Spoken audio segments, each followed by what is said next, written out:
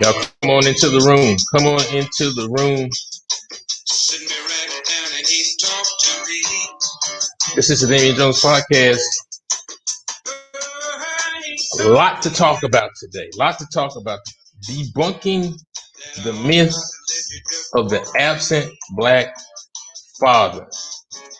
Debunking the myth of the absent black father. This is the Juneteenth week. This is Father's Day week. We've got to talk about this ridiculous myth, this ridiculous lie that black fathers are not present in their children's lives. As we hear a little Bill Withers in the background here. Come on into the room. Come on into the room. Share this broadcast with your friends. Hit the share button. If you care, you will share. If you care, then you will share. And so tag people into this conversation as well.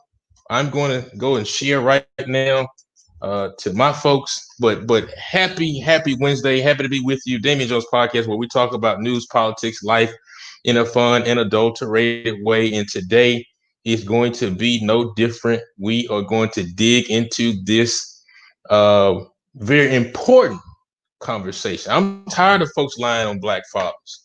I'm tired of folks demonizing black men as though we are not active, as though we are not with our children. And so folks like to point to certain stats and statistics to prove their narrative and to continue to demonize us and drag us down. But I'm not here for it. I'm not here for it, and my guests aren't here for it today. So come on in the room so we can have this incredible conversation today. Glad that you are with us. Make sure you tag somebody. Who's that black father you've been talking with, been frustrated about how we've been portrayed? They've been portrayed. Tag them in this conversation. Share this conversation. If you share, you will care. You care. And so also remember to register to vote. Go to our website, IamDamienJones.com, to register to vote. So folks, come on in the room, get your beverage of choice. I'm drinking a little water today. Need to stay hydrated. But come on in this room. Come on in this room today. And we've got some great brothers today. We got Robert Williams, Richard Bonton, Dr. Ronald Neal, Dr. T. Hasan Johnson, some stars on this topic. It's Father's Day week, so we need to honor fathers, and we need to clear up some of these lies that folks are sharing in our community. So go ahead and tag somebody, share this broadcast. If you care, then you will share. And make sure you are leaving your comments below. We want to hear from you. What do you think? What do you think? Is the black father absent, or are they as active as any other group in the lives of their children? So come on in the room today. One second. I'll put this in the comments right here. Let me know you're with me today. If this is your first time with us today, give me a like right now. If this is your first time, give me a like. I want to know you. Say, hey, Damien, I'm here. I'm ready for today's conversation. Let me know you're here. If you are a regular viewer, thank you so much. Really appreciate you. Go ahead and give me a heart right now. Just let me know you're here. That so we can have this incredible dialogue today. I'm tired of folks bringing down our fathers. You know, sometimes Father's Day turns into a bash session on men, and so we need to have an opportunity today to kind of talk about it and give men a safe space to discuss this particular issue. Any fathers in the comments, say, hey, I'm a dad. I love my kids. I'm always with them. And so the numbers that we'll talk about today show something very to the contrary of what the numbers and the misleading statistics that folks have been spreading in our community. Damien Jones podcast. So glad that you're with us today. And so let me just kind of lay out some things here. You know, one of the most pervasive stereotypes about Black fathers, well, about Black Americans, is that of the absent Black father. Media loves to ask the question, where are the Black fathers, right? But this whole idea has been linked in poverty, in crime, to even been linked to police violence in our community. And it's funny you say that as we see what has been happening across the board here in America. But this idea that Black fathers are not present in their kids' lives is false. Let me say it again. This idea is false and so far from the truth. And so, according to, as I share this one more time, according to a 2013 Center for Disease Control report, 72% of Black women were unmarried. But however, being an unmarried mother does not mean that the father is not involved in their kids' lives. And that's the stat that people like to use to say Black fathers aren't present. But if you read that report even deeper, the report found that when compared to white fathers, when compared to Hispanic fathers, when compared to other fathers of other ethnic groups, Black fathers, listen to me, are more likely to be involved in their kids' lives in almost every category. Almost every category. And so Black fathers are more likely to see their kids off to school. Okay. They're in the morning, they're giving them breakfast, they're sending their kids off to school more than likely than any other group. Black fathers feed their children daily more than any other group. And Black fathers spend more quality time with their kids than any other racial group, right? So when you hear people say Black fathers are absent, that's a lie. The numbers show that. And so today we're going to talk about it. Today we are going to talk about it. Today we're going to discuss and we're going to debunk this myth of the absent Black father, talk about where it comes from and how this false stereotype is affecting our lives. And so let me bring in our esteemed panel right now. And so,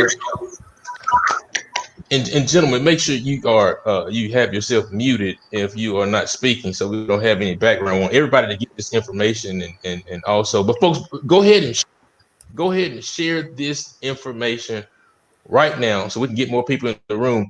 But with me today is Dr. T. Hasan Johnson, who is a professor at California State University at Fresno. And I can't wait to hear what you have to say. Also with us is Dr. Ron Neal, who is a professor from Wake Forest University. Also, rising star in Houston politics, Texas politics, Richard Bonton, who is the executive director for the Greenleaf Foundation, doing a lot of great community work. And also our dear friend, and who we've seen many times on the podcast, Mr. Robert Williams, who is the founder for the Alliance for a New Justice System. Gentlemen, welcome to the podcast, and how are you? Fantastic. Good. Yes, good. Yeah, doing good. Absolutely. So this is beautiful that we have these Black men on the screen today to kind of talk about topic, because look, folks are just tearing us down, tearing Black fathers down. You're not absent, all these different things. You see the stats spread around across the board. So we want to talk about how we debunk this stereotype and where it comes from. And so, Dr. Johnson, I'm going to come to you. Okay. Because I know you are fired up about these particular kind of topics as well. So I'm coming to you first here. Kind of talk to us, Dr. Johnson. What is the origin of this myth of absent Black father? Well, I mean, I think everybody in the panel will be able to bring another element to that. I don't know if I identify one primary origin, but I would say one of the overarching aspects of it comes out of the larger stereotyping of Black men, particular to the mid 20th century, where we began to be reframed in many ways as rapists, as monsters, as criminals. And this is at a time period where you're seeing, in particular, black employment starting to drop, right? So you've had black men now migrating to urban centers, post World War II, looking for economic security, building families. This is around the same time you start to see the stereotyping of black men as these kind of mass criminals of sorts and things of that nature. And right, especially in the 1970s, when we start to seriously experience this deindustrialization where black men find themselves out of work, at the same time you have the Nixon initiated kind of war on drugs. All of this creates a climate for black men to not only be perceived as dangerous and unwilling to participate in family, let alone be fathers. You also have this stereotype that we're these kind of perennial criminals and drug dealers and so on and so forth. All of these things kind of contribute to this environment of anti-black misandry, what we call it in black male studies. This kind of hatred of black men that frames it, rooted in a framing of us as really inhuman. Right. This is kind of as far as where I come to answer that question, I start with the stereotyping of black men as one of the primary beginning points. Yeah. Dr. Neal, kind of hop in here, and what do you think is the origin of this myth and kind of where it began? Yeah, I have to I concur with Dr. Johnson with the history that he's provided. I would just add to it that this is a myth that is associated primarily with urban spaces. What we call urban spaces, the city. We're talking about Philadelphia. You're talking about New York City. You're talking about Boston. You're talking about Black people who were migrants. Now, what's interesting is that when you look at Black people from other parts of the country, particularly the South and the Midwest, during that particular period of time, and even going into 1970s and the 80s, you have a different phenomenon. So we have histories of fathers living with their children and their spouses, along with their families and the like. But this mythology tends to be something that's rooted primarily in the city. It is also something that's been influenced by the rise, or shall I say, the remaking of the welfare state after 1970. And so what happens is that this myth becomes very profitable. It's profitable for social workers. It's profitable for people who are agents of the state. It's profitable for a whole bunch of interests, political interests, those who are seeking to remix and reshape how we understand the family, gender, sexuality. I'm talking about the feminists. I'm talking about what we know today as the LGBT people, the radicals, the radical left coming out of the 1970s, who began, challenging this thing called what they call patriarchy. And so the Black family became a convenient tool for manipulation to push an agenda where you have women at the center of families. And so to do that, it was necessary to erase men ideologically. And a part of that came also the accompaniment of social scientists who began to study women and solely women. So what you have a whole corpus of literature from the 1970s up to the present that deals primarily with women. What we have right now, we have a dearth of literature. Right now, it's only been within the last, say, 10 years that you have scholars who are beginning to look at the phenomenon of fathers, particularly non-residential fathers, Black men who have children who don't live with their children. Right. So that's the research that's emerging right now. But it's a small area of research. There's a lot of work that needs to be done. But yes, I think we have to look at the state.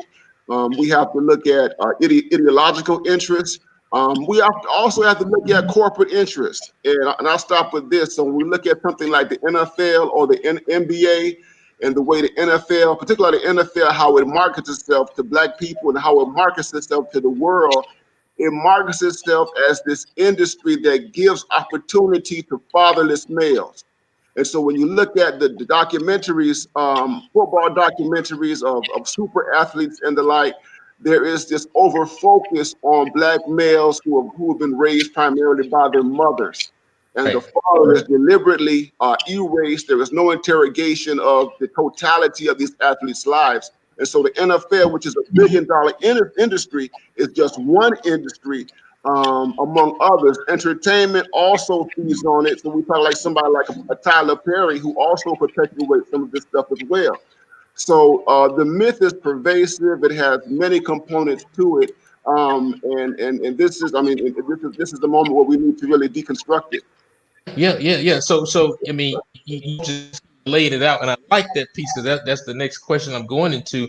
They talk about how America benefits, how corporations benefit from this narrative, this story of the single black mother, the children who don't have anything, and so they have to rise out of poverty, and nowhere in those conversations is the black father. I think it was Dr. Marlon Smith who talked about on a few podcasts a few ago, where he talked about how Hillary Clinton used the pain of black mothers during her campaign to say mothers of the movement to lift up the pain of mothers, but in nowhere was the pain of the black father acknowledged on that stage or in that particular ploy.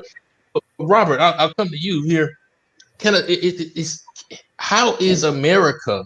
How are institutions? How are um, um, the powers that be benefiting off this narrative of the absent black father? Well, first of all, I couldn't hear Dr. Neal, man. I was waiting on the edge of my seat to hear what he had to say. I sure did want to hear him.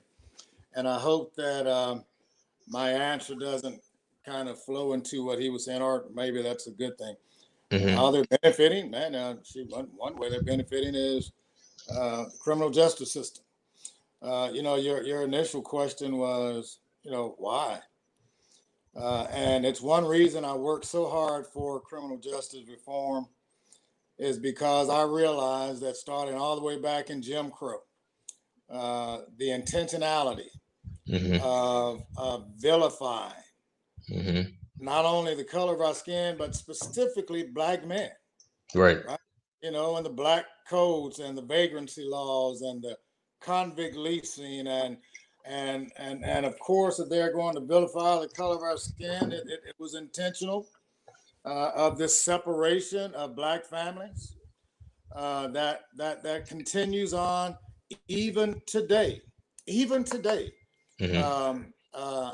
we see the intentional nature of the criminal justice system that targets African Americans, which is why I tell folks all the time that say, man, our system is broken. No, it ain't. It's working as intentionally designed, and it is working very well, right? And so if they're going to vilify the color of our skin and our black men in general, of course, they're going to continue on with the rhetoric. Man, look, President Barack Obama is probably one of the most brightest and most intelligent among those black men that have ever walked the face of this earth. They vilify him. Yeah. It's a strategy that they have, right? And to a large degree, it has been working. That's why I thank God for people like you that are putting on a show like this that can talk about a man like me that has 5 kids, 4 in college at the same time, all graduated, doing well in corporate America, making more money than I ever could. As a 17-year-old black man, I had my first job. Rode the bus down to the county clerk's office to meet with the mother and sign a decree of legitimation, raised my son ever since. And so when the white folks look at that data and try to vilify it, they didn't look at mine. And they didn't look at these other brothers here on this show. So I appreciate what you're doing, Damien. Man, I'm going to have to jump off in like 3 minutes, bro. And I sure hate that because Sure, I want to come back and watch the show later. No worries, no worries, no worries. No, no, really appreciate what you bringing to the table here. And so, you're right, but Mr. Bonton, kind of same question in your view. Uh, how is America benefiting off this narrative of the absent black father? The numbers show that that is not the case.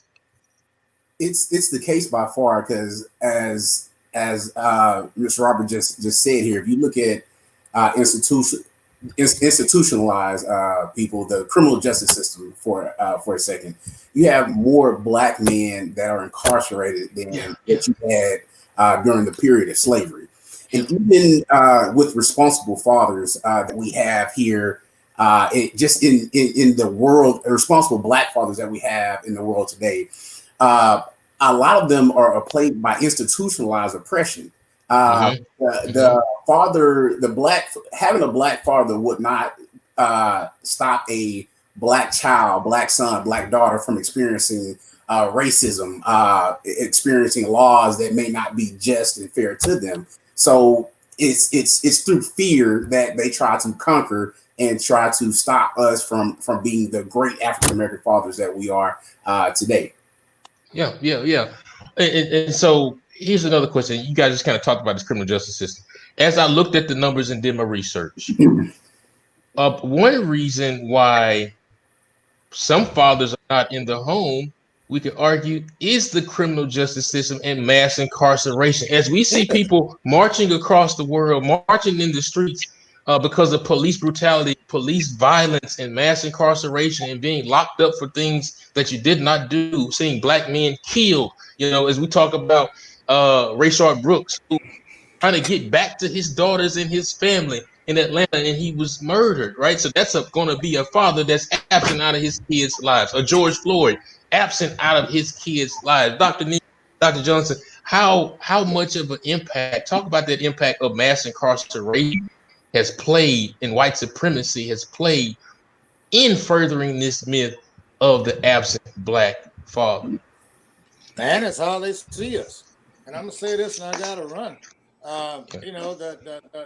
The vilifying of the color of our skin and who we are has worked.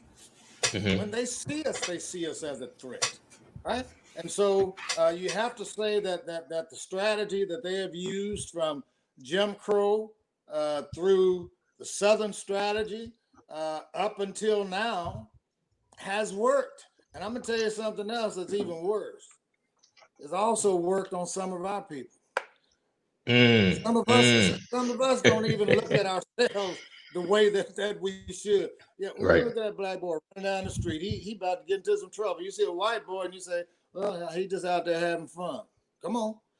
So their strategy is working against us, and it's up to us to continually debunk that myth, right? And the raising of our children and how our children are presented from generations on. We have a lot to do with the way that the world sees our children. We can't just bring them in here, man, and let them go. What they see in us, our children will end up doing, right? And so we play a role in debunking this myth, not only through our rhetoric, but through and how we lead our lives. Yeah. I know you got to go, Rob. You need. I do, man. I really appreciate you, man. Y'all take care. So yeah, Dr. Neal, Dr. Johnson, kind of talk to us about how mass incarceration has played a role in furthering this myth of the absent black father.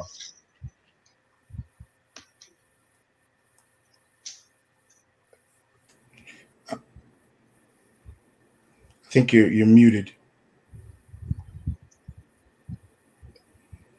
Go ahead, Dr. Neal. Yeah, prisons, jails, have been a part of a mass system of, black male removal, and so they've removed black men from communities, from homes, from being integral parts of their children's lives. And so that's at least what mass incarceration or hyper incarceration, as some call it, has done.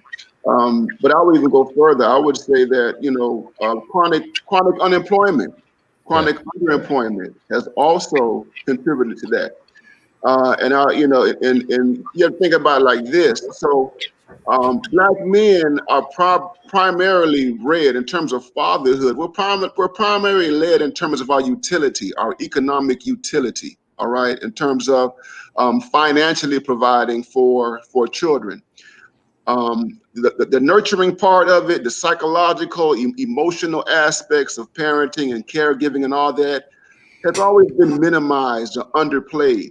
And so what happens is that when you have a man who is economically unable to play that provider role, he is often seen as inadequate as a father. He's often seen as a non-father, and so he's taken out.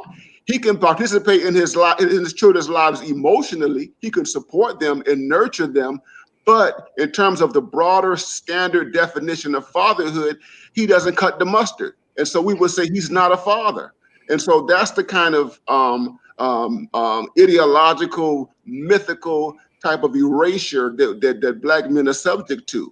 So Black men who are struggling in the economy are erased as fathers, and then you have Black men who are literally removed from society, who are housed and locked away, and they're not considered real fathers again because they can't provide, they can't be economic utilities for their children, so they're erased and demonized as such. Yeah. Dr. Johnson. Well, I would say, look, we have to remember this is a trans-institutional exclusion, right? This is not arbitrary. This is not accidental. And what we often like to do is make it an individual situation where we blame individual Black men on one level or another for being incarcerated or whatever. And there's a conversation to be had there. But really, when you start to talk about these institutional barriers that have targeted Black men for generations, it takes on a very different bent.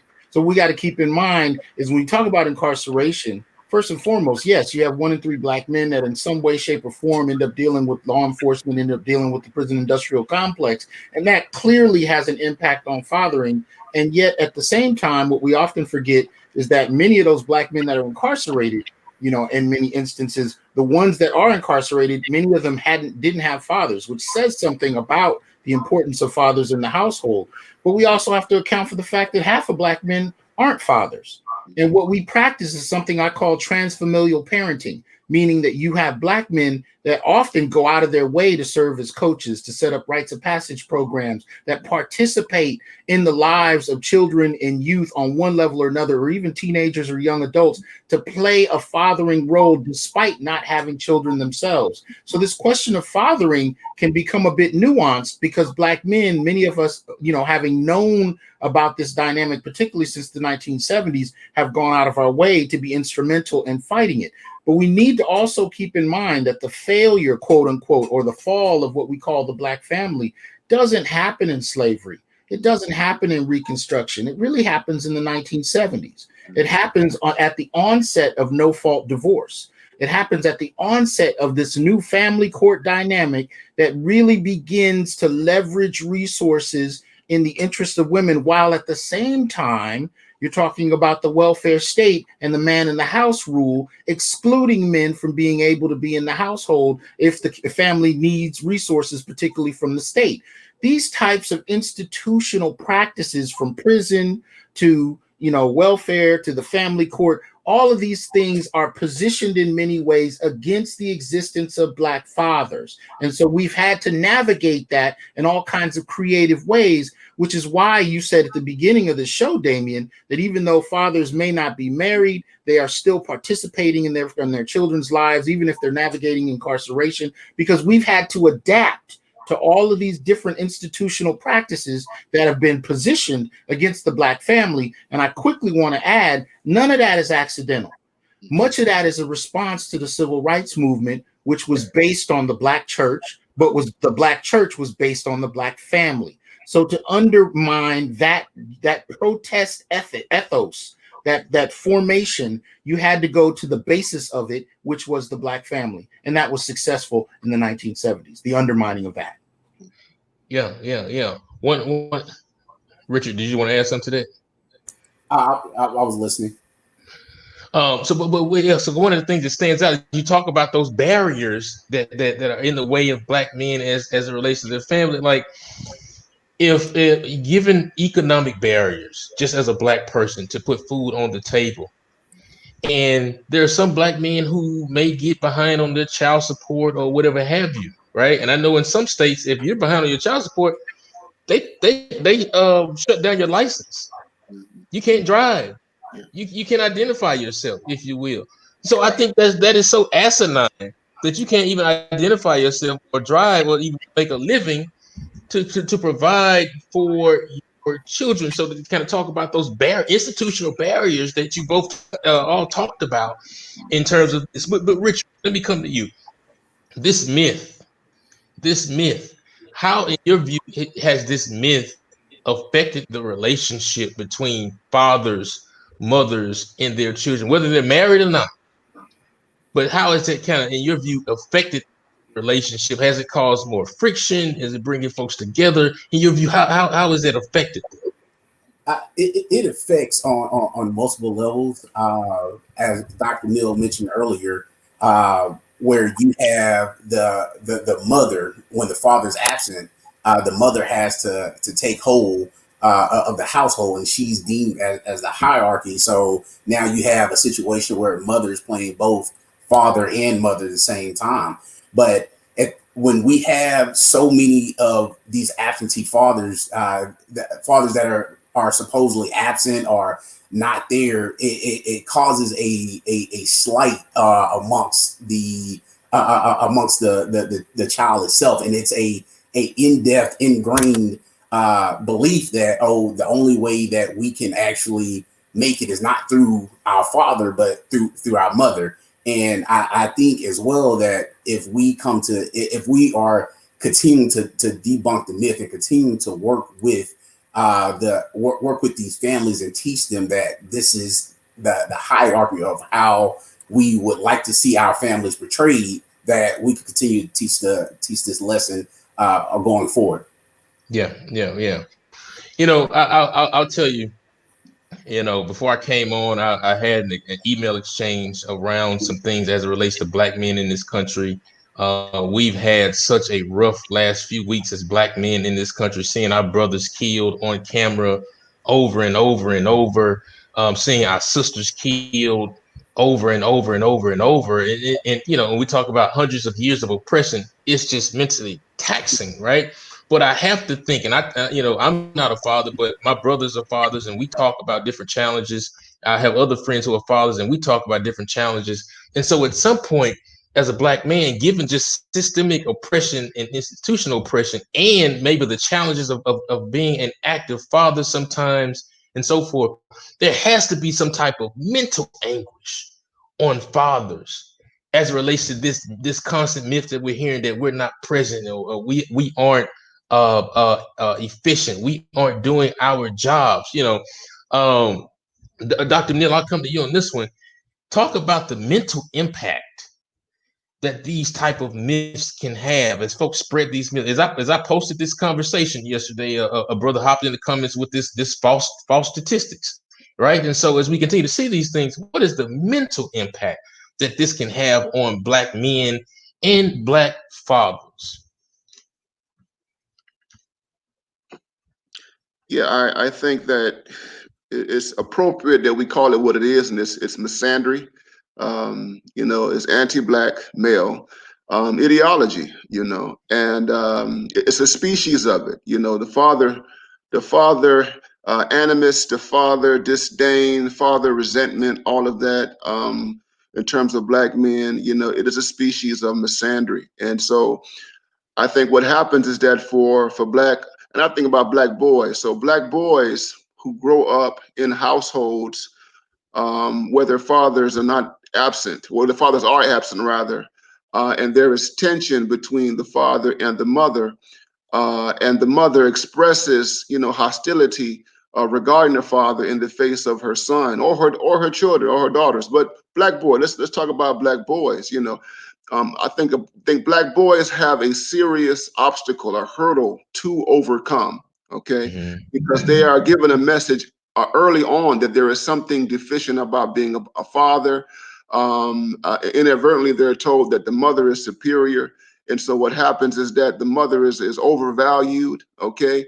And so what that does is it can have a desperate impact on the way he relates to men, other men, all right? Particularly if we think about, you know, Black fathers as authority figures, as figures who help to discipline men who take them through various rites of passages, who help, you know, young men navigate the world that we live in. And so it can have that kind of effect. If it is not, you know, dealt with at an early stage, if it's not dealt with effectively by other men. And so it's a constant psychological struggle that one has to deal with. And I think also in adulthood, and I can be autobiographical about this. Like yourself, Mr. Jones, I don't have any children, you know, and I was raised in a single parent household. My father, he was not there. My mother did not have negative feelings towards my father. My mother went out of her way to, you know, paint a positive picture, an image of my father in my head. And I had to come to my own conclusions about him in his absence as I you know, grew up. But I will also say that even thinking about the prospects of becoming a father, you know, has come with psychological hurdles, because I know the animus and I feel it. And, you know, one has to, you know, you count the cost, whether you want to have children and get married in the family and deal with the internalized misandry, to deal with the external misandry, deal with the possibility that your children, your own progeny, can be turned against you by family members, by society, the whole 9 yards. And so I think it takes a lot to really overcome that, especially if you are hyper aware of the challenges of Black fatherhood. But I think one thing that we need to do, what fathers, Black fathers could do, and all of us as Black men, is talk about this as we're doing now. And so I'll give you an example. So recently, you know, Steven Jackson, the NBA player, you know, went viral because he did this long video talking about his 5 children. He has 5 children from 5 different women, mothers, and he talked about the struggles that he had with a number of those women who he had his children with. And he said that he was talking about, you know, his experience directly because he wanted young men to not experience the type of pitfalls that he has, you know, with having multiple children from multiple women. I thought that was very noteworthy because I never had that type of experience coming up. I never had men, Black men, just talk to me directly about being a father and fathering children with women and some of the pitfalls and struggles that come with that. You know, if we have a culture that does that, if you have men who are able to make themselves vulnerable to other men, I think that can help any type of internal struggle that Black men, Black boys, Black male youth may have in terms of wrapping their heads around this idea of being a father. Yeah. And I'm coming to you in a second, Dr. Johnson. But as you talk about that, like, look, I'm 35 years old. I don't have any children, right? And that has been by design. I wanted to have children, maybe kind of closer to my 40s as well. But at the same time, in the back of my head, there's always this level of pressure of trying to be the perfect father and to making sure that I'm bringing my kids into a economically stable environment, making sure that I can give them the time that they desire and they need.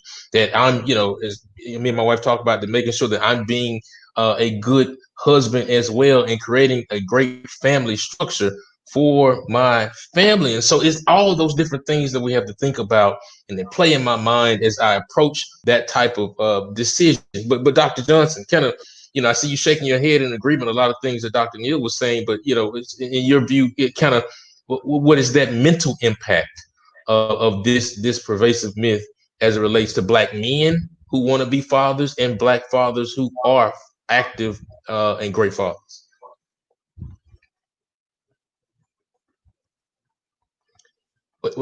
Unmute yourself real quick.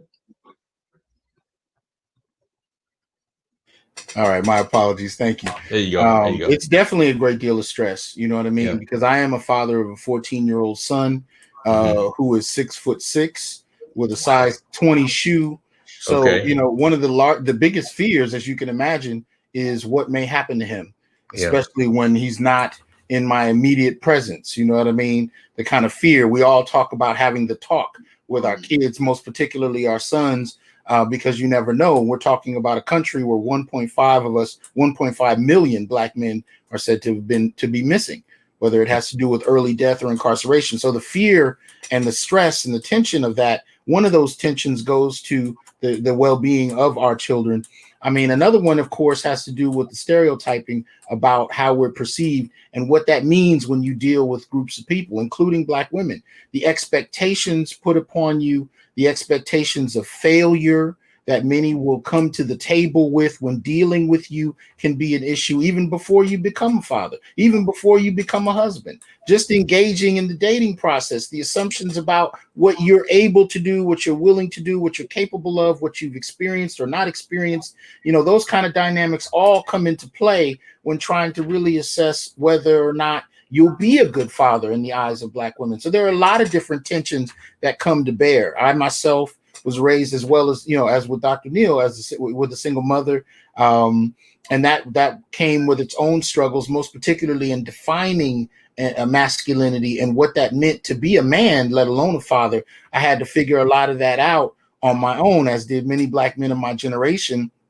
And so that became a trial unto itself, trying to navigate that experience. But I can say too, I want to add this dimension of fathering that we don't often talk about. There are black men who want to be fathers. I said earlier, half of us aren't, but there are a percentage of black men that want to be and are dealing with issues about not being able to be. And what do I mean by that? Well, my late wife and I, we lost 3 pregnancies. You know, so my son was a blessing. Thank you.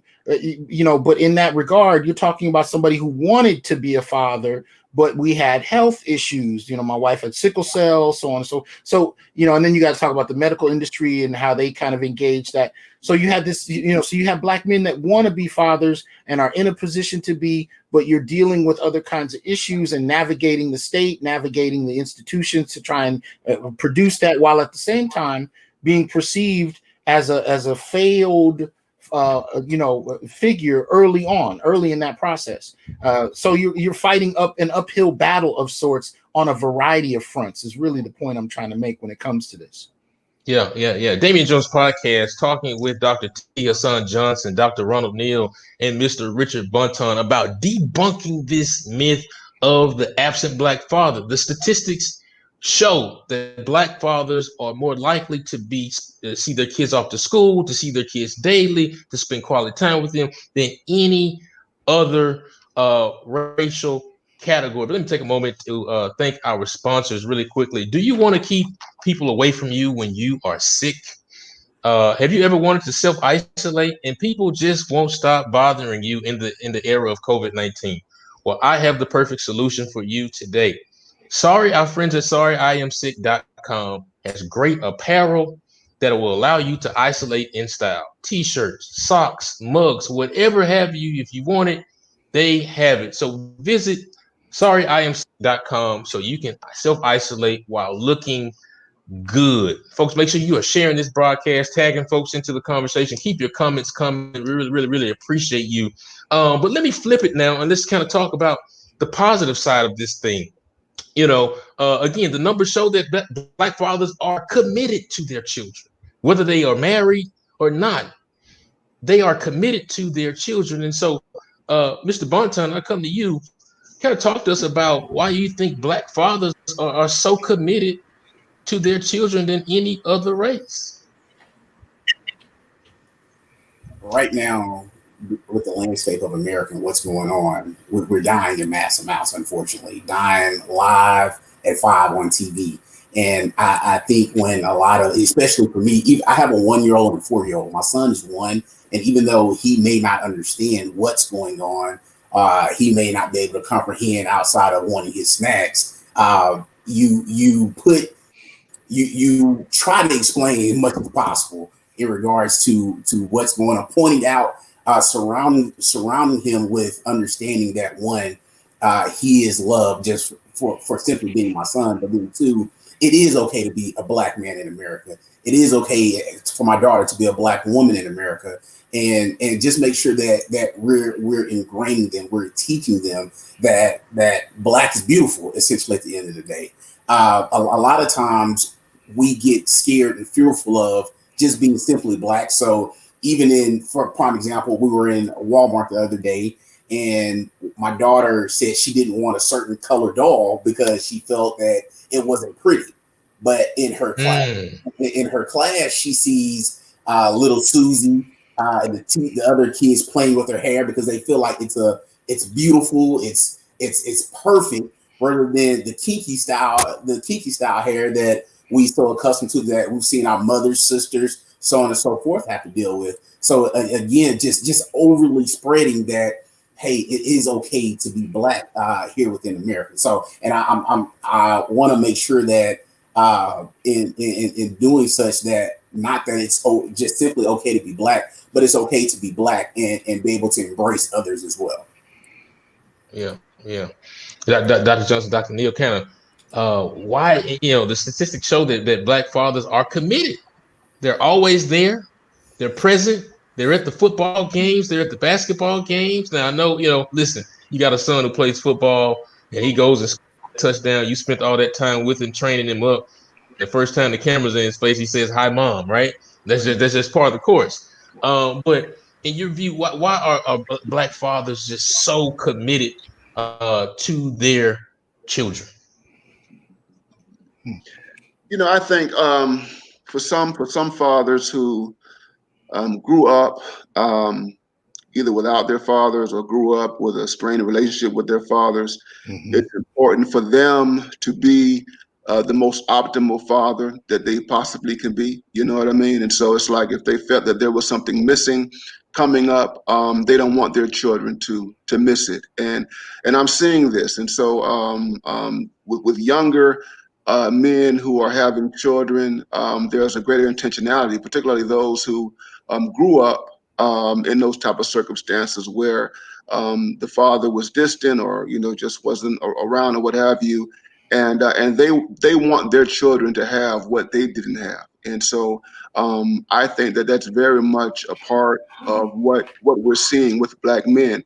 On top of that, I think we know what we're dealing with in America. We understand that we're living in a hostile environment, and it's necessary that we give our children the support that they need. I mean, no one else in this society deals with the sort of attacks, the sort of disposable tactics as we do. And so of course it's going to be different the way we parent in our commitment to parenting, because we can't be. We have a special situation that's not comparable to any other population in America. Okay, and so it makes sense that we will be more invested in our children, knowing that our lives are precious, and that our lives are very vulnerable. And so it makes a great deal of sense. I know personally for me, I mean, in the event if I ever decide to go that route, have children, yes, I'm going to overcompensate in terms of being everything that I can to my children. So I see why we are involved and over-involved. Yeah. Well, can I jump in on that? Yeah. Okay. Go ahead. Well, I completely agree with Dr. Neal. I think he's dead on. Many of us do overcompensate, especially in Generation X, because we, you heard this in the hip hop music. You heard this with Tupac and many others, how we didn't have our fathers. So we definitely overcompensate in many regards on that front. But I want to kind of point out, and I appreciate you doing this, Damien, again, at the beginning of the broadcast, you separated marriage and fatherhood. Yes. And it's important that we do that to understand Black fatherhood, because in many ways, the way I frame it from the 1970s onward, I believe that Black men have been involved in what I'd call a silent strike. Can I talk about that? The silent strike in regard to marriage. Again, in the 1970s, you had the onset of no-fault divorce, and what that meant with the rise of the family court was that overwhelmingly women got custody of the children. Child support was levied against the relatively poor population of men who were increasingly unemployed with deindustrialization. You know what I mean? You had what you pointed out earlier, this kind of the appropriation of driver's licenses and the difficulties with and maintaining employment. And if you fall too far behind enough in your payments, you can end up going to jail. And we're not even going to talk about the fact that if you have a spouse that may be upset with you for a variety of reasons, that may play a role in what can happen with you. So what I've noticed is it's in the 70s that we start to see the decline in marriage, especially for a community that actually had fairly high marriage rates. And, especially in the frame of how we've, practiced religion in the Black church, marriage was actually lauded. But when you started to see this kind of pressure on the Black family, and particularly on Black fathers, coming from family courts, coming from this whole shift in the dynamic, that began to push us back from marriage. And the interesting thing, when you look at Generation X and onward, we may be more participatory than our fathers may have been in the 70s, but we married less. So our generation continued this kind of silent strike, and we have children, we participate in their lives, but the marriage rates have continued to go down. And a lot of that has to do with the impact of these institutions on Black men. In many ways, our feet were too close to the ground economically, and that became devastating. So whereas other populations could weather 3 divorces and pay child support to 3 families, that wasn't something Black men could afford. So 1 divorce could be enough to break you. And that became something that we responded to. So it's important that understanding fatherhood, we separate marriage and fatherhood, because for Black men, there were real reasons why that shift occurred.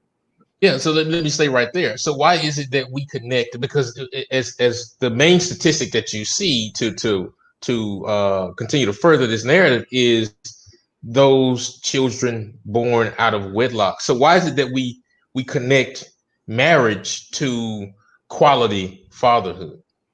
Well, I mean, I think we come out of an experience in the church. I mean, in that respect, our morals, our values have very much been shaped by the church in this country. I mean, especially considering that it was the only place you can congregate in high numbers without being accosted. So for much of Black history leading out of slavery, it's not accidental that our protest movements, that our political ethos, even that our ideas about family are shaped in this kind of Christian framework, because that's the framework we came out of in many instances. So that idea of the family structure, of the value of family coming through marriage, that's where that comes from. And I'm not agreeing or disagreeing with it. I'm just saying that's where that comes about. But that's where that shift we can see in policy contradicts the value system we may have developed in the church. And those two rub against each other very, so much so that what you end up seeing, and I'm not saying it's solely due to this issue that we're talking about, you end up seeing a dramatic drop in the Black male presence in many churches. There's a conflict going on, and the policy impact of that has a severe impact on Black men's well-being. Yeah. Let me ask you this. This is such a powerful conversation, and thank you all for your comments. Thank you all for tuning in. I see you, Miss Lakeisha Tillman. I see that wonderful comment as well. I watched this video. I watched the video of our dear brother Rayshard Brooks in Atlanta, and I watched the full conversation. And to me, it furthered the conversation around why we need policing reform and community relational policing. And so this brother who had a few drinks, absolutely, right, and should not have been behind the wheel. Let me just be frank about that. I think we all can agree there. But he came and had a real conversation with the authorities, and he mentioned how he had just come from a family function. I think he mentioned that his girlfriend and his baby mother may have been there. He was there with his children. He said that his daughter's birthday was the very next day, and he wanted to just get home and celebrate that and what have you. I think he had done some traveling with the family. And given all of that, because as I watched it, I related to him. I felt him more human. I almost teared up because I said, this is a good father here who wants to be with his children.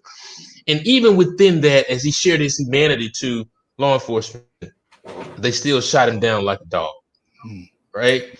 And so my question is, and any of you can take this, kind of as black men, as black fathers, as we see the continued decimation of black men and women in this country as it relates to police violence and unrest, what type, and you mentioned earlier, Dr. Johnson, the talk, what type of conversations and what kind of thoughts are you having about your children, your black children, in terms of protecting them and praying for them to keep them away from these type of happenings? Well, for me, obviously, when that happened, they showed a Caucasian male who committed the same crime, taking a taser from a police officer. However, he was able to survive that encounter. What I will eventually tell my kids when they're able to understand is, first off, clearly, let's understand the laws that they had. There are two sets of laws. They have a set of laws for them, and they have a set of laws for us. And unfortunately, if we don't follow the laws right there on the spot, court is held. You meet the judge, the juror, and the executioner right there on the spot. So we want to make sure that we're continuing. I make sure personally in my home, when my kids do become a full understanding, that over obey. And I hate to use that word. And it's sad that we have to have that conversation, but It is what it is. Right. You have to have that conversation, because if you don't over obey, it could be at the cost of your life. It could be at the cost of my son or my daughter not making it home, at the cost of myself or my wife not making it home. So in that, it's a systematic oppression that continues to beat you down, beat you over the head, wear you down, because again, if you don't follow, it could be at the cost of your life. Yeah. Let me come to you, Doctor, because I know you said you're a father. What is that talk like? What is that conversation like, as it relates to those type of incidents? I mean, again, my conversation with my son, it's also predicated on size and how he's seen. You're a 6'6" black male. You may be 14 years old. Society sees you as a grown man, regardless. We see, and there are statistics that show that when it comes to black male children, especially, they're seen as older than what they are starting at the age of 5. So again, how you're perceived is one of the biggest conversations I have with them. And even though he's probably one of the gentlest souls you'll ever run across, I have to make sure he understands that he's not seen that way. So he has to be aware of how others see him, which is really in and of itself a highly fraught existence, to constantly have to be aware of how others may be looking at you, regardless of what you've done to contribute to a given situation. But that's one of the biggest parts of the conversation for me, is constantly staying aware of how other people see you, regardless of the situation you're in, not letting your mind drift off because of that, because again, how that can happen, and constantly being responsive to situations. So even if like the good brother just pointed out, being hyper not agreeable, but what do you say, obedient. Right. I don't necessarily frame it as that, but what I do say is, make sure you're communicating. If you're going to pull something out of your pocket, state it first. Make sure your hands are seen. You know what I mean? Those kind of dynamics. We have those kind of conversations. But ultimately, the most frustrating part about it for me as a father is I have to basically prepare my son to be, really dehumanized, to be objectified. And I have to make sure he can see what that objectification looks like from the eyes of the people doing it, so he can best anticipate himself to get through the situation. Now, I do tell him that I look at this as, a protracted struggle. So, there may be a lawsuit involved. There may be some type of retribution that we engage in as a family to respond to the situation you were in. But again, surviving the incident is the key. And so that's what I talk to him about. And so I'm coming to you, Dr. Neal, but I played basketball for most of my younger years, and I was always taught to play to win, right? Play to win. And that means you go on the offensive. You're always moving forward on the offensive. But when it comes to these situations and interactions with law enforcement for black men, black women as well, it seems that not that we're playing to win, we're playing not to die. We're just making sure that we don't die, right? We're playing by a set of rules that other folks don't have to particularly play by. And so we have to take the degradation. We have to take the insults. We have to be treated a certain way on the spot. In our mind, let me just take this beating just to make sure I live to see another day. And as you said, Dr. Johnson, then we could look at legal proceedings and things of that nature. Although other groups don't have to have those conversations. What are your thoughts, Dr. Neal? Yeah, I can only agree with what's already been said by Mr. Bonton and Dr. Johnson. We're consenting to our dehumanization, in that moment. You know what I mean? And we have to, help our children, young people, other Black people to look at the big picture. You know what I mean? And that we're not seduced by the moment, because we know that it's dehumanizing, and we know it's insulting and offensive and all of those things. But we have to look at the big picture, that we want to live, and that there are strategies that we can employ to survive those situations. And then even beyond that, as Dr. Johnson said, there are legal mechanisms that you can exploit in order to get justice in those situations. And so yeah, it's unique to us, and at the end of the day, it's coming out alive, and not allowing those singular moments to become our last moment on earth. Yeah. So let me take it here for a minute. Damien Jones podcast, talking to Dr. Hasan Johnson, Mr. Richard Bonton, and Dr. Ronald Neal about debunking this myth of the absent Black father, and kind of the highs and lows of fatherhood. And so, hey, my father, William Jones, has been with me all of my life. I'm so thankful for him and all that he has taught me. And so there's so many memories I can think back to: the field trips, the lectures. When you ask for a couple of dollars, my dad was always broke. Every time I asked him for some money, so somehow we had what we needed. The spankings, and if you will, all those different things I remember, and they're just such jovial memories of my interaction with my father. And if I would ask him and put him on the show, which I know he doesn't have a Facebook page, he doesn't like the Facebook type stuff, but I'm sure he would share some fun memories. Kind of fathers, and Dr. Neal, I know you play a father role with a lot of people. I know I do. I've coached, and I have a lot of kids that I play a father role to. Gentlemen, can I talk about the joys of fatherhood? Kind of some of those moments, and I know Mr. Bonton has plenty to share, but kind of talk about the joy of fatherhood. Oh, okay. Well, I'll jump in. I think for me the biggest joy was watching him be born. You know what I mean?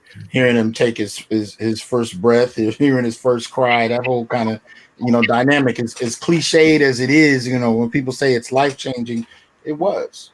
You know what I mean? I saw my grandfather in his face. I saw my grandmother. I saw ancestors in his, every day, baby's faces change every day. So I saw all my family and my wife's family in his face almost every day. And I watched him grow and become the young man he's becoming. And I just can't wait to see what he becomes. So the joy of that for me is just every day watching that growth happen, which again makes living here so traumatic in a certain respect, because you know how easily that can change at any given moment. Anytime I send him to the store or he heads to school, how easily and how quickly that dynamic can change for a Black male. And that being said, the joys of that fatherhood are kind of bookended with the fear of what can happen, especially I'm one of the look, I didn't think I was going to live to see 21. I didn't think I was going to live to see 30. I'm 45. I didn't expect that. You know what I mean? And I didn't trust a lot in this world. I didn't really think there was such a thing as true innocence. And you really come to grips with what innocence is when you have a child. The first time you watch your child formulate a lie about something they did is hilarious, because they don't have any idea how to go about it. You know what I mean? You see that innocence. The fear of losing that, the fear of seeing that life snuffed out arbitrarily by someone that doesn't see your child as a human being, that kind of serves as a counterbalance to that joy. and living with that balance, preparing your child, and yet trying to protect their innocence for as long as possible. That's a difficult, walk. That's a difficult balancing act to maintain. But that's the one I constantly find myself in every day. Yeah. Um, Bonton. with my daughter, uh, being a child when she came out, just tears of joy, being able to see something greater than yourself, seeing God firsthand, and as the good doctor said, them formulating those lies caught my kids in the pantry. My daughter's at the top of the pantry pushing out snacks to her mother. And I said, "Hey, what are you doing?" She said, "Hey, he was hungry," but they're both sharing snacks. So just being able to be a part of it and just watching and seeing the different types of personalities they pick up, you can notice right away, oh, that's my mother, that's my wife, or that's my father, and to share the sentiments of what Dr. Johnson said, just knowing that their life could be snuffed out behind somebody not really realizing and understanding that this is a human that means something to somebody somewhere. Yeah. And if every police officer shared that same sentiment, if every person shared that same sentiment, period, I think there'll be a better understanding of the family dynamic as a whole. Yeah. Dr. Neal. Yeah, I have to, draw on my time as a surrogate. When I was a mentor, when I worked, I used to be heavily involved in church work, activism, doing rites of passage programs, working with young people, and then watching them, young people grow up and seeing them later, or talking to them as they're adults and everything, and hearing, how well they're doing, and them saying things to me about our experiences that I was unaware of, or their parents, their mothers sharing with me, well, this is what my son said about you. This is what he thinks about you. That sort of thing. You know what I mean? And so those are those rewarding, moments when you've invested in someone, and you've seen it develop into something later on in life. You know what I mean? And so that's the joy that I get from it. And so being in that role as a surrogate, as that that mentor, what have you, that coach, if you will, it comes with a great deal of reward. Yeah. Can I say something very quickly on that? Go ahead, Dr. Johnson. Dr. Neal is so dead on when it comes to that, and it's something we're often not trained to be prepared for as professors. You end up inheriting, over the course of decades, sons and daughters that in these classrooms and these experiences, and let's be clear, the Black teaching experience has never been limited to the classroom. Especially in the academy, when you're talking about you're supposed to have this push for tenure and all these other things. But really, the responsibility to Black students goes so much further than that it definitely, impedes on your ability to produce, because you have so much of a commitment, and they need so much. Many of them are first generation, and they're calling on you for things that have nothing to do with purely what's discussed in class. So Dr. Neal is so dead on, because you end up becoming a father, whether you want to be or not, to kids you just meet, and you get to watch them transition into adulthood and go on, and you walk into a classroom with another group and start from scratch. So I want to just highlight that what Dr. Neal said was so dead on that I didn't anticipate it. Yeah, I really didn't know it was going to walk into that. Yeah, and I'm glad you asked, because I want to stay right there, and honestly, I'm getting emotional just listening to this stuff, man, because shoot, I've coached many years ago, and just having the impact on those young men's lives, and just to give them mentorship and to just share life experiences with them. Sometimes the father may not be there, or what have you, or maybe they may be at odds with dad, and maybe they can hear the message from another person. And so it has been very important to me to try to be there as much as I can, and to just try to encourage and to push and to uh, uh, set the right values for our young men, because it's so important that we do that, because it was somebody that helped helped us get to where we were, right? It may not have been a family member, but it was a coach, it was a teacher. I remember I was in college, I had teachers that would call me if I was late for class and say, where are you? You need to get your butt here right now, right?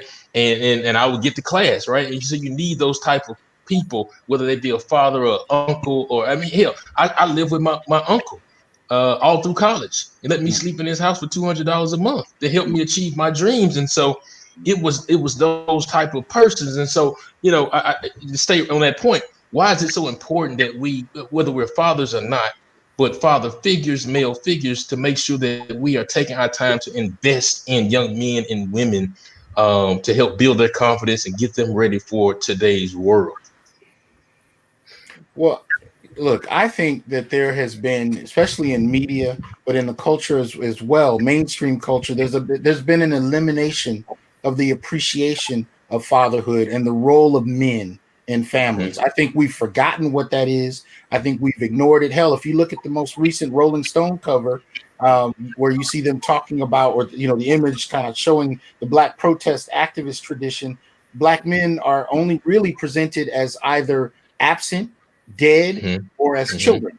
There's really no understanding of the role of the adult Black male in the family, in the community. It's almost forgotten about in many instances. So we underestimate the impact and the importance of fatherhood or father figuring in that regard. And it's important that we re-engage that, because one of the things I've noticed, again, working as a professor, many of my students, it's not that I assume that they're my children. They assume me as a father figure, and they let me know that in the questions they have and the requests that they make. It's an important part of their lives. Absolutely. And being in Black male studies, one of the things I find myself doing, and this benefited me in my own life with my relationship with my father, was actually, the more I understood about the history of Black men, the institutional barriers they face, I end up translating for Black fathers, whether they're present or not present.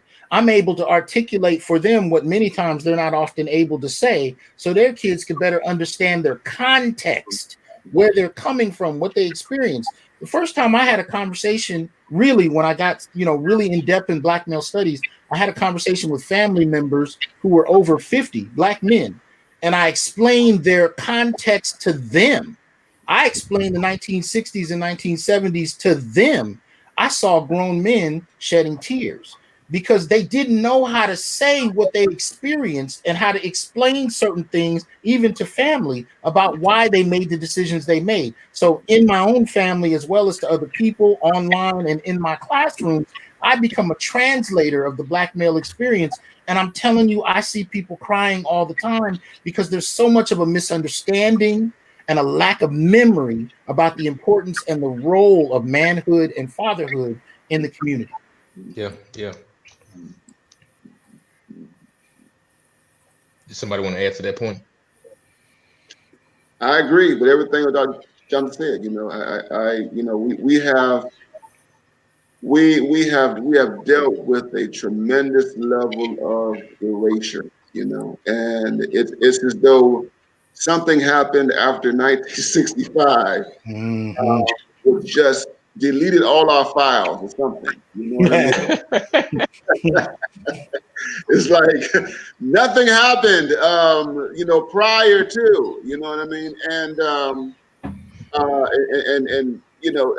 I can only co-sign with what Dr. Johnson has said. We have to, and this is our responsibility right now. Fortunately, with the kind of technology that we have available now, we're doing something that Black men have not been able to do.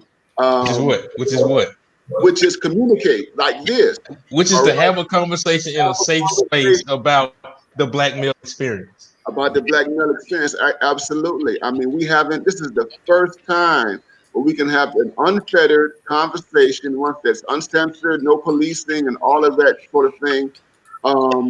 And we communicate with one another, and so, and to fill the gaps, as Dr. Johnson put it, fill the gaps, help all of us to understand the whys, why this happened, why we have this myth and these gaps in terms of policy understanding, in terms of history, I mean, just think about it. We haven't even scratched the surface of what Vietnam did to an entire generation of black men. Okay, Yes. Yes. and children who were born, you know, from those men. Okay, I mean, that is an entire experience by itself, bro. That We can unpack with our own another whole nother show.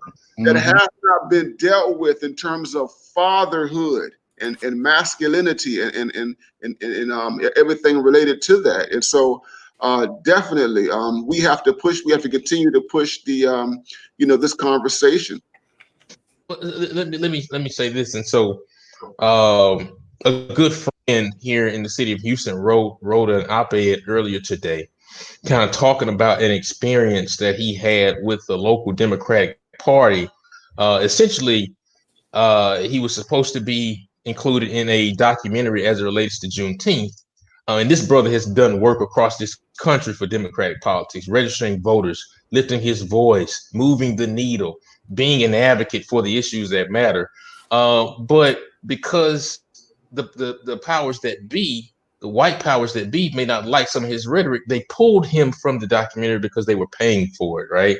And so the larger conversation is the erasure of the black male voice in our political discourse, right? And I have a huge problem with it because as we have lifted up black women, and rightfully so, we've overcorrected and just totally erased the voice, erased the contributions, erased the intellect of the black man in our political discourse as though it does not matter and as though it is not needed, right?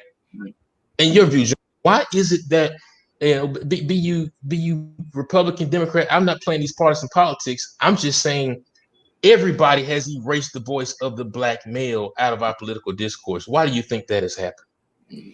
Well, I know for me, the way I approach this issue, I look at it when you talk about electoral representation. One of the things that you have to notice is that this entire next generation of young black electoral representatives is overwhelmingly female.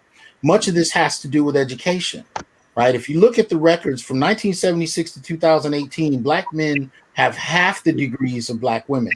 Now, basically, what that has had to do with there are K through 12 barriers that have really diminished the performance of boys, even across race, as a matter of fact. But there are also practices that go back to the 60s in terms of black men in education. And usually, the way we've been socialized was to go out and find employment to support the family as soon as possible. So these kind of things have barred, in many ways, our experiences with education, and we end up with half the degrees of our women. So when you start talking about electoral representation, overwhelmingly the people who are primed for it in our community tend to be women.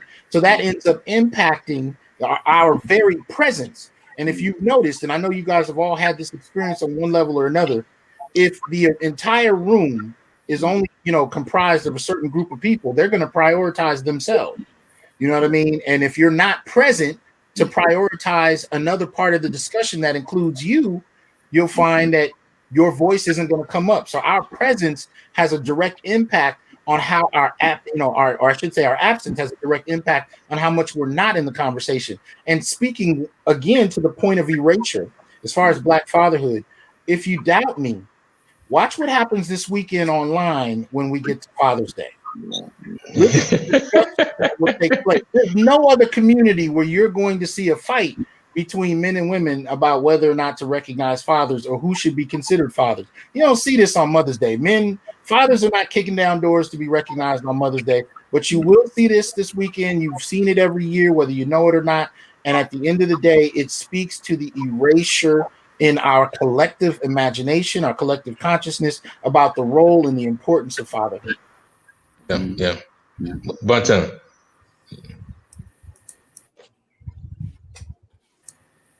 Okay. That in itself, I think, is a sensitive subject. It's the especially Democratic wave, Republican wave of hiring, of electing the female, or hearing the female voice, and a lot of the female voices will say, "Now is our time. We've been oppressed. We never had this chance that we've had before." But I believe that this again starts in the home. When they feel that the black father is not there, it takes away from the masculinity of such. So you have women, and even though they work just as hard as men, I don't want to take anything away from them. I want to make sure I'm careful with how I'm wording this. It doesn't. You don't take anything away from them. However, when you start seeing a change in paradigm shift in leadership from men to women, it does triculate back down to the home, to where the wife, the mother, the daughter feels that at the end of the day, they are comfortable with female leadership in the home or political.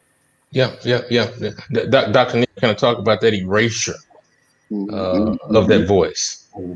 Yeah, I think, especially when you're talking about the Democratic Party and liberal politics and what have you, I mean, you have to recognize that liberalism prioritizes women. Mm-hmm. Liberalism prioritizes LGBTQ people.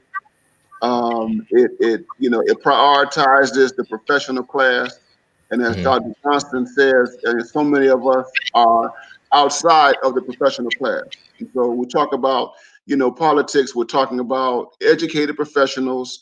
We're talking about white women and other women, LGBTQ, and we're talking about white men. And black men are nowhere in that configuration. All right, black men are not wanted. The only thing that we're wanted for are our votes. That's it. Yeah. Our votes are asked for. But hold that point. But I haven't seen any real outreach, and I'm connected across this country with so many people. I haven't seen any outreach from either party directly toward black men. But I've seen articles as to it's just speaking of Democratic politics, that you see the folks that are trickling over to Donald Trump are black men. Mhm. Are black men, because their voices aren't being heard. They haven't been touched. Nobody's asking for their vote. Nobody's speaking to their needs at all. So it's like, if I've felt invisible for 400 years, and now I feel invisible again from a party who says I identify with you, and so I'm going to go where voices are speaking to me. But I haven't seen any real outreach that says I want to know and I want to hear from black men, Dr. Neal. Mm-hmm. Yeah, I mean, the reality is that they don't want to hear from us. They have no interest in our input. They have no desire to incorporate us into the political process, and they have no desire to consult us in terms of what kind of policies that will affect us in terms of employment, economics, in terms of the family, as Dr. Johnson pointed to, in terms of criminal justice and the like. I mean, you think about it. I mean, people. I mean, the stuff that we're affected by, that the Democratic Party deals with, tends to be represented by people other than black men.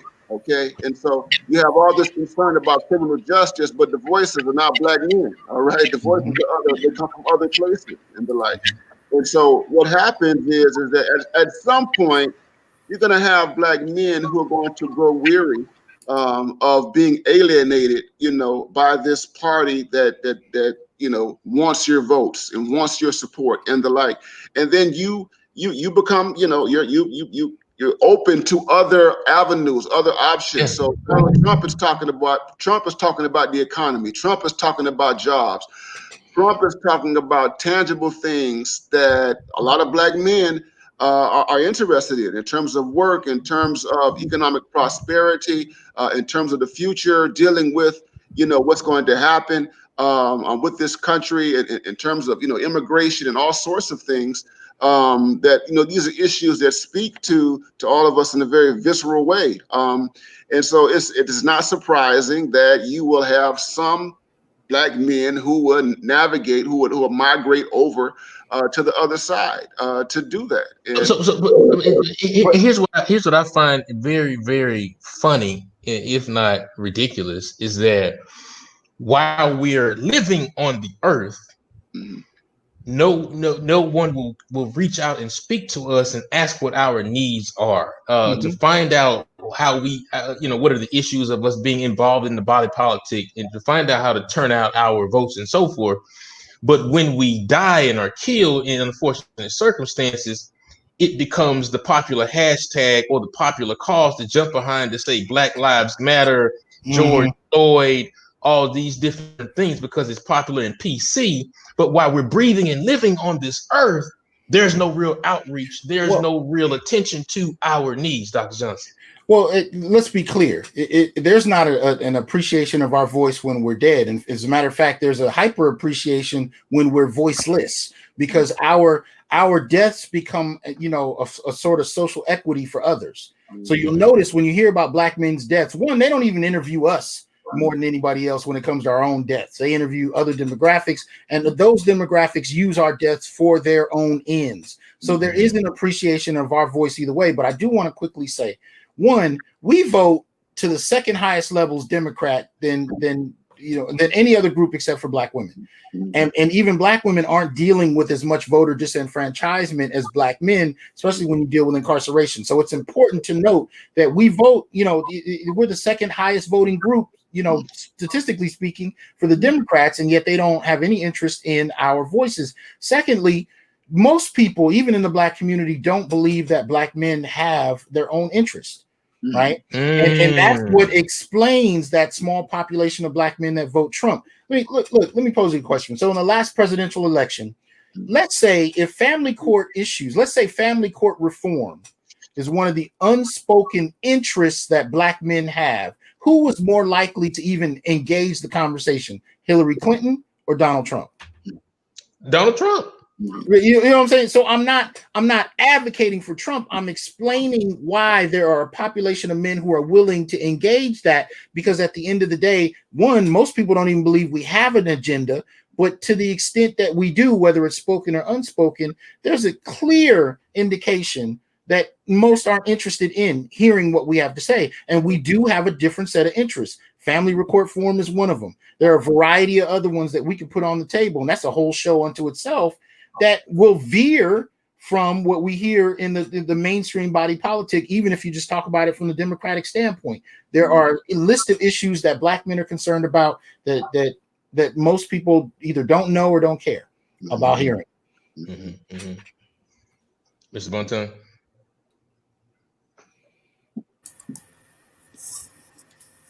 You have where in these votes, and like you said, they'll come to us for the vote, but other than that, they don't want to hear the voice. And it's equivalent to they'll take your money all day long, but don't want to hear your input.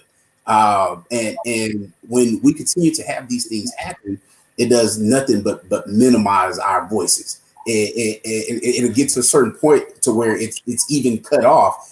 Decisions are made, decisions are had without us at the table. And a lot of these decisions affect us. The majority of who you see dying in the streets are us, whether it's by the hand of police officers or it's by the hand of something locally.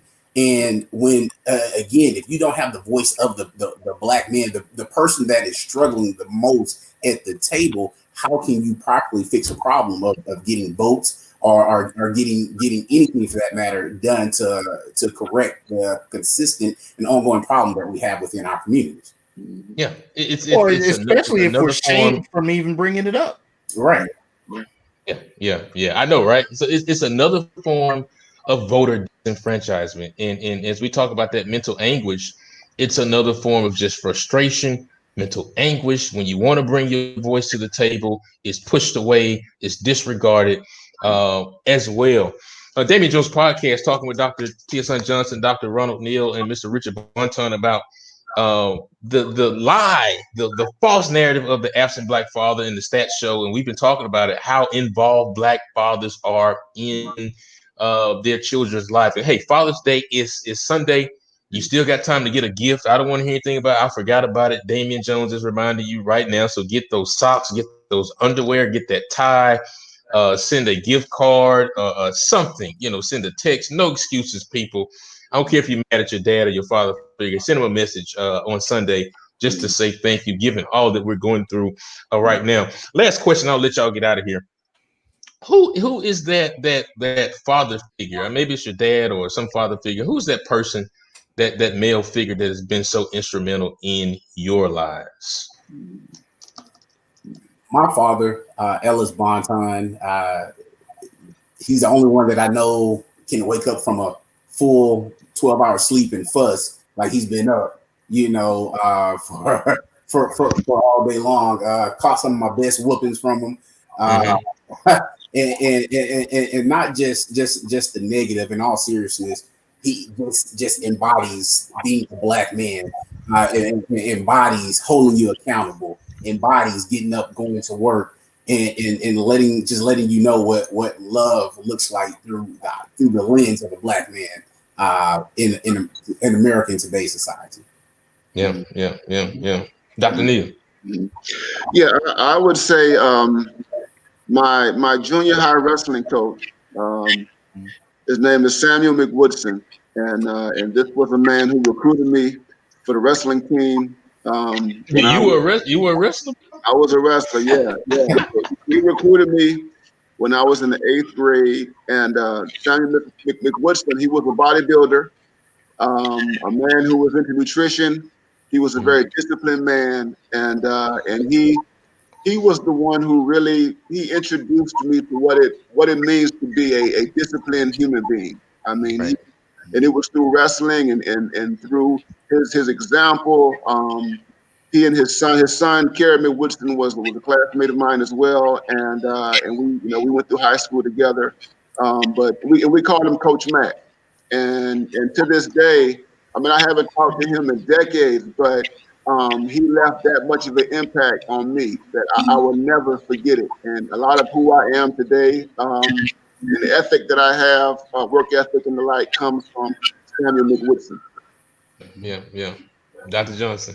Well, first and foremost, my father, Danny Johnson, former Black Panther pastor, has had a huge impact in my life. The way the way he carried himself, the conversations we've had, the foot to behind, and I mean that both literally and figuratively, but really showing me what discipline was, showing me what self-discipline was, and yet how to love and care for those around you and the community that you're in. So shout outs to him first. My stepfather, James Everett, taught me what it meant to endure in the face of difficulty and to do so without blinking.